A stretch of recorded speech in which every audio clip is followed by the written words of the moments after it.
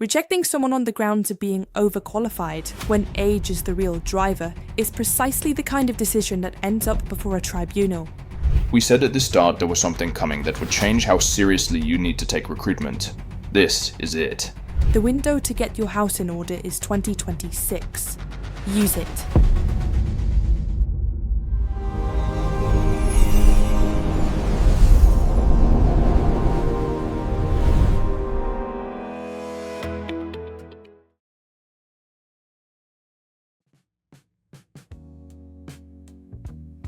Hiring someone is one of the biggest decisions a small business owner makes. Get it right, and your business grows.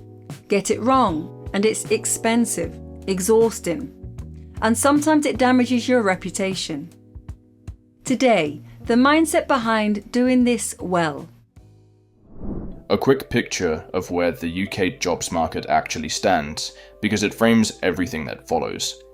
According to the ONS, UK vacancies stand at 726,000 as of early 2026, their lowest level since 2021, and well below pre-pandemic highs. Unemployment is up to 5.2%, its highest since 2015. Now join the dots. Fewer roles, more people chasing them. The practical result. The average UK vacancy now receives 118 applications. You heard that right. 118, and 73% of those applicants don't meet the job requirements. So, employers are processing enormous volume while struggling to find quality, and candidates are applying more broadly and hearing back less. Into this landscape, 4 things are changing how recruitment actually works. 2 involve AI, 1 involves a bias hiding in plain sight, and 1 is a free opportunity most small businesses haven't taken. And we'll end today with something that should concern every small business owner, because a piece of legislation that received almost no mainstream coverage could fundamentally change the cost of getting a hire wrong. More on that at the end. AI has arrived in recruitment, not as a future possibility, but as current practice, and crucially, it's arrived on both sides at once. By mid-2025, over 40% of UK job seekers were using AI tools to write applications and tailor CVs, a figure that had quadrupled in 18 months. On the employer side, 88% of companies now use automated systems for initial CV screening. The majority of applicants are processed before a human reads them. Kat is with us again. What does this mean? Well, it's created a strange kind of arms race. Candidates use AI to write applications, employers using AI to screen them, and neither side fully knowing what the other is doing. I had a client recently who asked, "Should I assume every CV I receive has been written by ChatGPT?" My honest answer, assume most have. But that doesn't make those candidates less capable. What you need to know is whether they can actually do the job, and no algorithm tells you that reliably. The fairness concern is the one that remains unsolved. Harvard Business Review research from December 2025 found that AI hiring systems often reshape what fair means in ways organizations haven't consciously chosen, and that can entrench existing biases rather than remove them.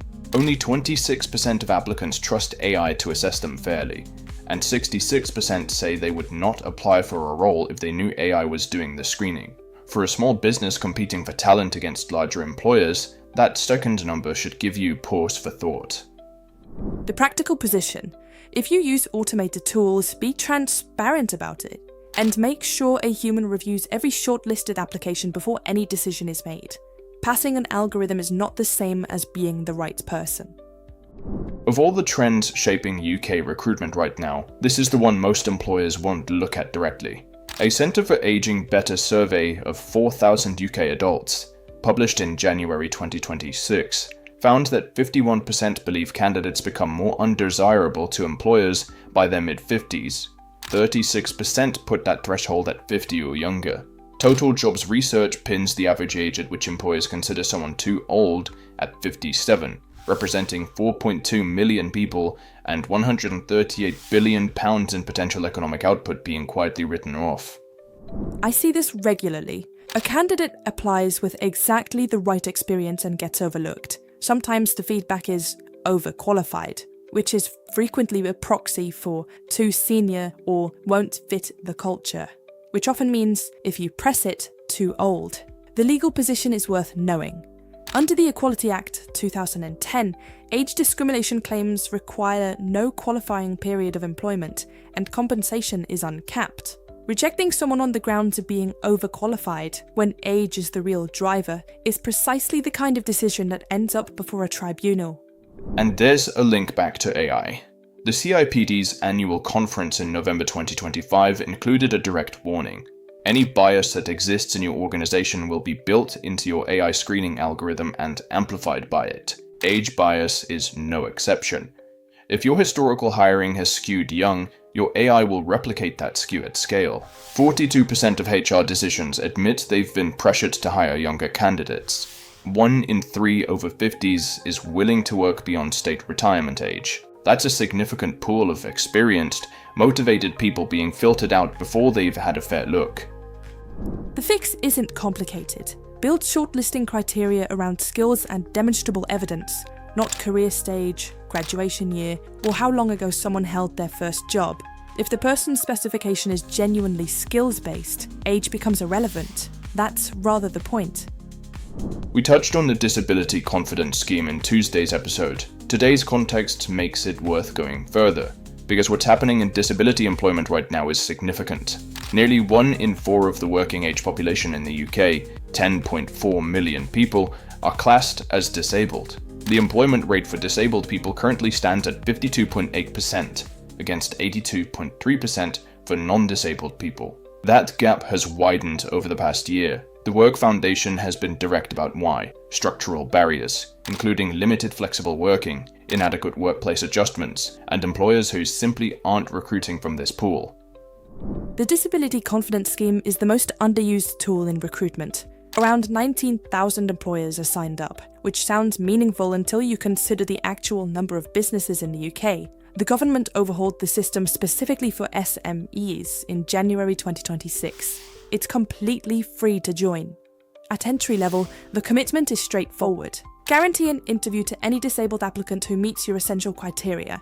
You're not lowering the bar, you're ensuring the bar gets applied, rather than someone being screened out before they've been given a fair look. The evidence from employers already in the scheme is worth knowing.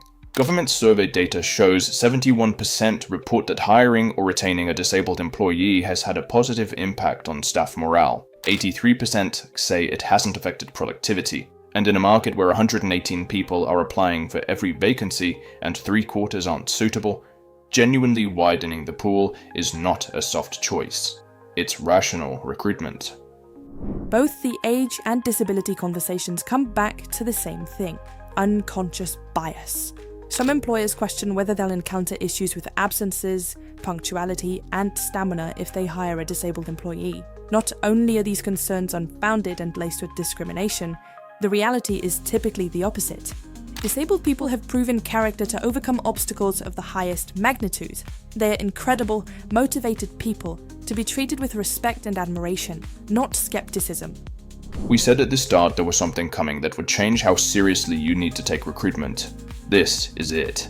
The Employment Rights Act 2025 received royal assent in December. It represents the most significant overhaul of UK employment law in decades, and it lands in stages. Starting now, from 6th April 2026, a raft of changes kick in. Statutory sick pay becomes a day one entitlement. Paternity and parental leave also become day one rights. The maximum penalty for failing to consult on collective redundancies doubles to 180 days pay per employee. A new Fair Work agency launches specifically to enforce employment rights. None of these are minor. Together, they add up to a materially different environment for anyone taking on staff. But the change that should most concentrate the mind of anyone making a hire this year is this. From January 2027, the qualifying period for unfair dismissal protection drops from 2 years to 6 months. Right now, an employee needs 2 years of service before they can bring an ordinary unfair dismissal claim. That has given employers a meaningful runway, time to assess, to manage, to course correct if a hire isn't working. From January 2027, that window is 6 months. Here's why it matters from July 2026 onwards specifically. Anyone you hire from July this year will reach that 6-month threshold after the new law comes into force. which means recruitment decisions you're making right now are already subject to this new reality, whether you're thinking about it or not. There's a second element that makes this significantly more serious. Alongside the reduced qualifying period, the cap on unfair dismissal compensation is being removed. Currently, awards are capped at the lower of 1 year's salary, or £118,233. Under the new law, that ceiling goes. For a small business, an uncapped tribunal award isn't a theoretical risk, it's a business risk. This isn't a reason to panic, and it's not a reason to stop hiring. It's a reason to hire more carefully. Everything we've covered this week becomes more valuable in this environment, not less. Because the best protection against an unfair dismissal claim is a hire you made well, managed well, and, if it didn't work, ended with a fair and documented process. The window to get your house in order is 2026. Use it. Recruitment done well isn't just about filling a role. It's a chance to show the kind of business you're building to the person you hire and to everyone else who applied. Tomorrow is about the essential tactics to find your perfect hire.